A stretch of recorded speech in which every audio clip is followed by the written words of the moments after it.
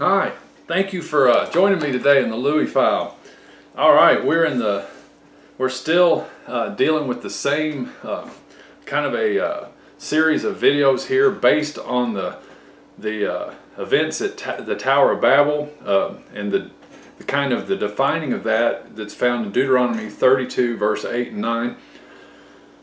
Real quickly, at the Tower of Babel, the people were all together in one accord, but yet they were in disobedience to God. So God went down and confused their language and scattered them across what became the nations. And according to Deuteronomy 32, 8 and 9, that God had set the boundaries up according to the sons of God. A lot of translations say sons of Israel. The Dead Sea Scrolls, some of the older manuscripts use the term sons of God. So in other words, God put the nations, He disinherited the people at Babel, and He put them under the delegated authority of these lesser gods, these lesser sons of God, the created beings. And I don't want to always say this, but I'm not in any way implying that they are equal to the God of Israel. But the God of Israel chooses to operate according to a council and according to delegated authority with other, what the Bible actually calls Elohim, heavenly beings. So today I want to talk a little bit about what you might call spiritual geography. We're going to look in 2 Kings chapter 5, and then we're going to look in Acts 17. What I'm wanting to do now, we've spent a little time looking at the Old Testament idea about all this. I wanted to bridge that over into the New to help us to see that it didn't just stop. This idea, the mind of the authors of the Bible had an idea that there were these other gods over these other nations, that Yahweh was the God of Israel and these other nations had other gods over them. I mean, it's shown throughout the Old Testament with the idols and idol worship and how Yahweh says don't do that. While many think of that as being just carved stone or carved wood, the Bible's really teaching us a deeper message that there's actually spiritual forces operating behind these images. So today, look, if you will, in 2 Kings 5, there's a lot of verses here, so I'm not going to read them all, but what the story really is here is a man named Naaman, a warrior from one of these nations, has leprosy. And at some point, his wife had gotten a hold of a little Israeli girl, and she was her helper, her handmaiden or whatever, and when this little girl, she said, there's someone in Israel that can heal your husband, Naaman. So Naaman gets a message to his boss, who's the king, and the king, Naaman's king, sends a message to the king of Israel and sends Naaman there with a bunch of goods and riches, expecting Naaman to be healed. Well, the king of Israel's like, what, am I God? I mean, I cure leprosy now? Well, the good news is Elisha, the prophet at the time, he found out the king was in distress, so he basically had, send him to me. So in 2 Kings 5 verse 9 it says, so Naaman came with his horses and his chariots and stood at the doorway of the house of Elisha. Elisha sent a messenger to him. So Elisha didn't even go to him himself. So the messenger came out saying, go and wash in the Jordan 7 times and your flesh will be restored to you and you'll be clean. But Naaman was furious. See, he thought he deserved a meeting with Elisha himself. Naaman was furious and went away and said, behold, I thought he will surely come out to me and stand and call in the name of the Lord his God and wave his hand over the place and cure the leper. He wanted him to put on the show.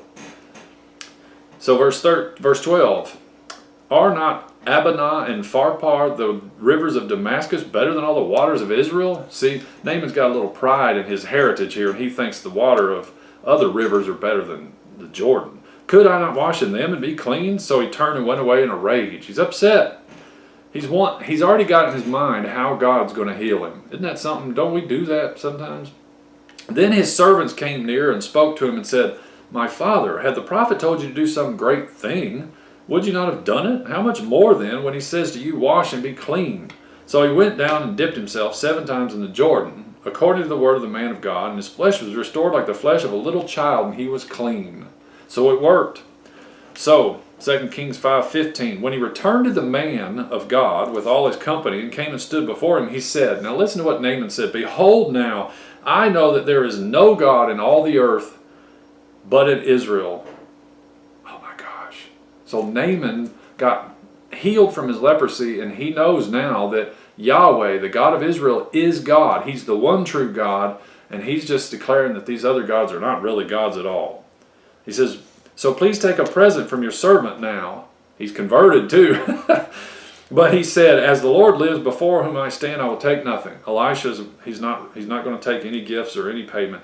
And he urged him to take it, but he refused. Now here's what I want you to see. Verse 17, Naaman said, if not, please let your servant at least be given 2 mules load of earth. For your servant will no longer offer burnt offering, nor will he sacrifice to other gods, but to the Lord.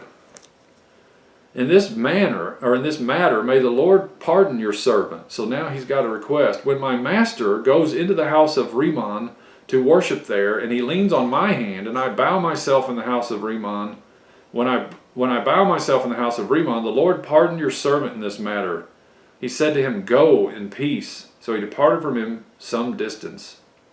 So, what's happening? So Naaman gets healed, and now he's asking Elisha for some dirt. What does he want dirt for? Well, here's what I think. He understood spiritual geography.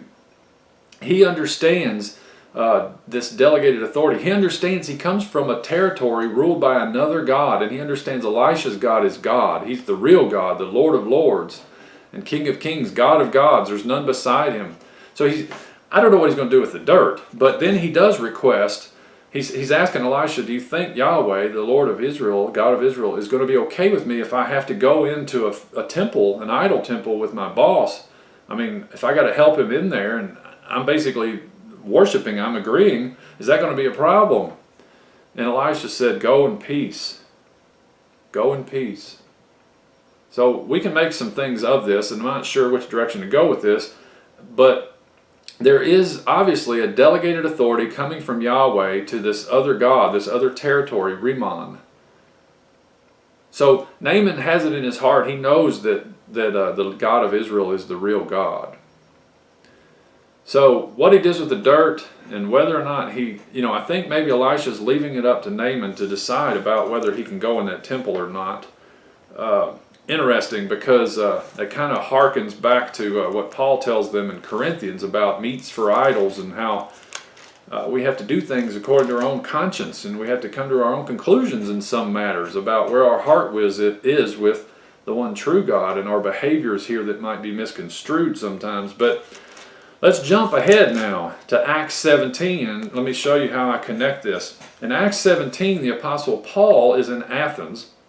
He's in a place called Mars Hill. It's full of philosophers, full of teachers, people full of wisdom from the Greek tradition. So I'm going to read Acts 17, 22, starting in 22. I'm going to read several verses, but I want you to get this. Acts 17, 22. So Paul stood in the midst of the Areopagus. This is the area where they came and studied and discussed things, and said, men of Athens, I observe that you are very religious in all respects. For while I was passing through and examining the objects of your worship, I also found an altar with this inscription, to an unknown God. So Paul's looking around, they got a bunch of, I guess, idols or statues or plaques or whatever it might be, to all these different Greek gods that they come to know. But they have one over here in the corner, and it says, to an unknown God. And I think the idea there is they don't want to leave anybody out. So the Apostle Paul is saying, I want to talk to you this one you don't know. I want to talk to you about the one you don't know. Therefore, what you worship in ignorance, this I proclaim to you. The God who made the world and all things in it, since he is Lord of heaven and earth, does not dwell in temples made with hands, nor is he served by human hands as though he needed anything. Oh my, since he himself gives to all people life and breath in all things. And he made, look at this, verse 26, and he made from one man every nation of mankind to live on all the face of the earth. Oh, how about this? Having determined their appointed times and the boundaries of their habitation. See, this is going back to the Babel story. See, the Apostle Paul understands this. This is his mindset. And he's saying, look, God determined the appointed times and the boundaries of all men's habitation. He did this. He scattered the nations. He did this. And then he has a reason why in verse 27, that they would seek God, if perhaps they might grope for him and find him, though he is not far from each one of us. For in him we live and move and exist, as even some of your own poets have said, for we also are his children. But being the children of God, we ought not to think that the divine nature is like gold or silver or stone, an image formed by the heart and thought of man. Wow. Therefore, having overlooked the times of ignorance, God is now declaring to men that all people everywhere should repent, because he has fixed a day in which he will judge the world in righteousness through a man whom he has appointed, having furnished proof to all men by raising him from the dead. Oh my gosh. So Naaman gets leprosy, and he hears about this God over here that can heal him. So he finds himself at Elisha's place. He finds himself dipping in the Jordan, and then he realizes the God of this region, Yahweh, the God of Israel, is the one true God. Wow. And now in Acts 17, the Apostle Paul is declaring to them using the same mindset, the same idea. He says, look, the God I'm talking about, the one you don't know, is not served by human hands, and he doesn't live in a building. He doesn't live in a temple. He just doesn't. He's everywhere all the time. In him we live and move and have our being. He's the one that determined where you lived and the boundaries of that habitation. But he did that because he had hope. He's longing for you to reach out and find him. And you know how Naaman found him? Hardship, suffering, pain, anguish, in his case, leprosy. It drove him to seek for the real truth, the real God, the real answer. And it led him to another territory. It led him out of his own culture and his own understanding of things. And it forced him to seek for the truth and to seek for the answer. And the Apostle Paul is provoking those on Mars Hill, those that are great thinkers, that have all these traditions and their viewpoints of who God and who the gods are.